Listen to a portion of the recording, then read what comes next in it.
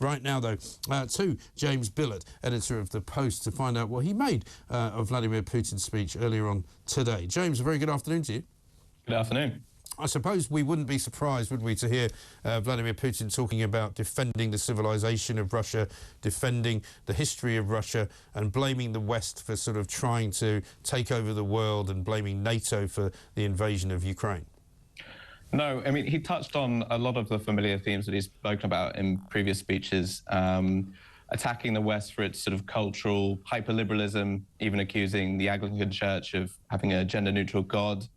So he's clearly keeping up to date with whatever's going on over here. To be honest, what was more interesting to me was that this was a speech devoted as much to a Russian audience as it was to an international audience. So a lot of the issues he's bringing up, you know, set aside the specter of nuclear conflicts, were bread and butter issues like infrastructure, grain, and tweaking the tax bracket, all of issues that I think we could relate to here. But there was this heavier context where it was all geared towards what was going on in Ukraine and the sort of dark overtones there. I mean, it was obviously an audience that was very much on side. He didn't have to worry too much about what the reaction to anything that he said was going to be. But an awful lot of what he does now is for a domestic audience, isn't it? I mean, you might even say that the whole invasion of Ukraine is based around his domestic audience.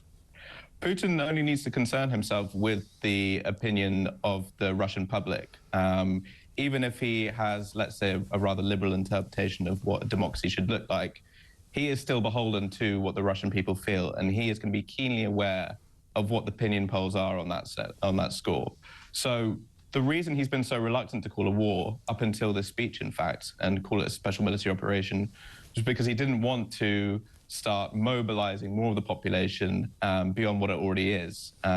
He's very careful to bring the public along with him in every step of the way he's gone with this war, no matter how radical it's been. So it was actually probably one of the most striking features of this speech, was the fact he would actually name-check the war itself rather than calling it a special military operation. Yeah, and I mean, in some ways he's been helped a little bit by Joe Biden, hasn't he? Joe Biden suddenly turns up in Kiev and starts talking about World War III, which in fact some people have urged him not to do in Britain, and some people in you know, European countries have urged him not to do. But in some ways that's kind of fed into to Putin's rhetoric, isn't it?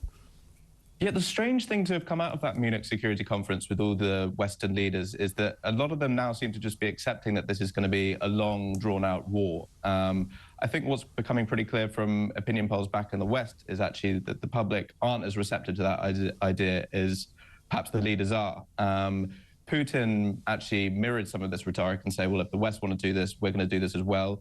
We're gearing up for a long war as much as they are.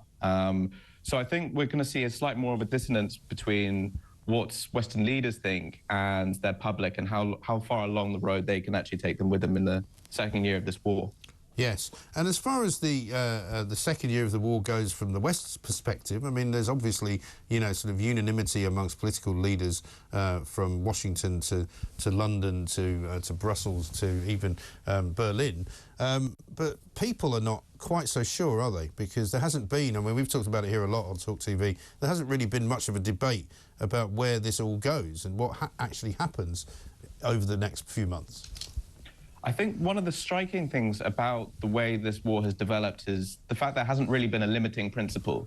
We started off with tanks, and now it's going to be fighter jets, and it remains to be seen what the next stage will be after that. There has to come a point where the West says no more. And I don't necessarily think that will come from the political leadership. I think it's more likely to come from the public itself.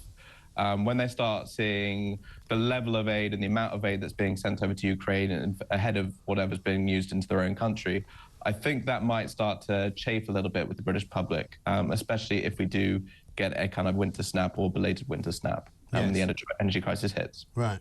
And I mean, there was nothing in the speech today from Putin to suggest anything about a change of tactics from him, but we are all expecting a kind of an upgrading, if you like, in activity, aren't we? We're expecting, you know, the Russians to sort of push for a bit more ground if they can get it. Some people tell me that they believe if he doesn't get it, they'll just kind of sit back in the Donbass and be happy with that and just kind of say, so what are you going to do about that?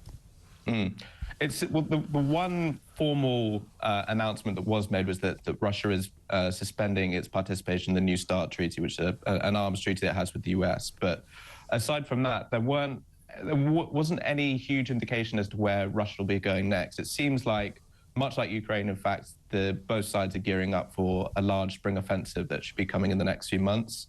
And this also leaves open the possibility of a further mobilization. So far, around 500,000 Russians have been mobilized, and they're in the process of being trained or actually out there on the front lines in Donbass. This could lead to another few 100,000 further down the year to be brought out into the battlefield. Yes. Now, you've written a piece in which you talk about the support for the war in Ukraine, depending on which country you're in. What did you find? Well, the interesting thing is that, again, what I was saying about the political rhetoric of some of the leaders is that while we are seeing a lot of tub thumping and loud cheerleading on behalf of the Ukrainian cause, which is all to the good, but what we're seeing in the past few months is that there's a slight bit of war weariness kicking into the public. And what was interesting is that this isn't just in America or Germany and historically more dovish countries, but even in the Baltic states, which has been sort of the most ardent critics of the Putin regime, even them on some questions such as applying the most stringent economic sanctions or accepting refugees, there have been pretty perceptible drops in opinions there too. So it's just something that the political leaders are going to have to bear in mind going forward, that even in the most stringently pro-Ukraine states, that there is this downtick of support. All right. And what is that, do you think, in terms of a fault line? I mean, what is causing that support to falter slightly? Is it the length of time, the amount of money, the commitment militarily? What do you think that is? I think it's worth noting that the first year, Western leaders displayed a remarkable degree of unity, and the Western support for it was pretty impressive. I think what now is beginning to is, as it looks like the war is setting in for the long haul, and it doesn't seem to be drawing to a conclusion anytime soon, and any peace talks have been basically out the window in the last 8 months.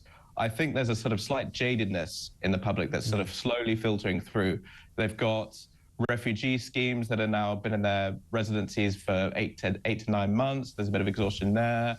They're feeling a bit of extra cost at the gas pump. And I think there's just this overexposure, almost a normalization of this conflict that I think is starting to grate a little bit. Yes. I think they want to draw to a swift conclusion faster than most people. Yeah. I mean, I think also, as I say, in the end, there is a kind of open-ended commitment here. I was asked by somebody the other day, all of this aid that we're giving to Ukraine, is it something which is eventually going to be paid back? Is it a loan? Is it a gift?